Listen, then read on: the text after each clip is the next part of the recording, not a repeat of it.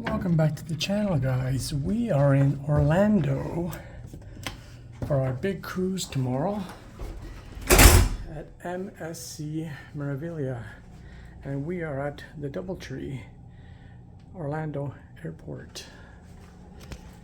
Nice room. What's really nice about it and unique is this. The view.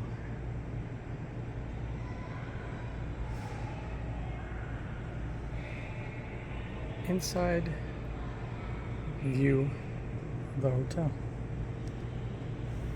Really cool. And whisper quiet.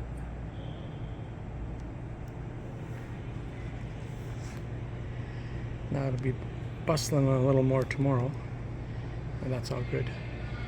So we are here to go on a cruise tomorrow, MSC Meraviglia. We just came back from Carnival Freedom. Had a great time a couple months ago. Now we're going to try the MSC and see how that is. I dropped a bunch of waters on the floor. Here we go. This water does not want to stay. Don't you hate when that happens? There you go.